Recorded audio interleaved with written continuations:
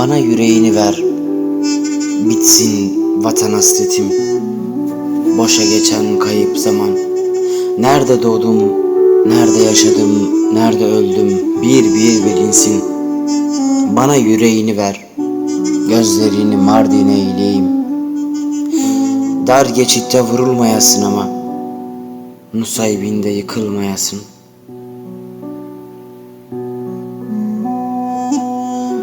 Bana yüreğini ver, seni göğüs kafesimde başkent eyleyeyim. Surda ayaklarından vurulmayasın, Tahir gibi yere yığılmayasın ha. Bana yüreğini ver, Van Gölü'nün maviliğinde özgürleşelim. Erciş'ten Edremit'e kadar.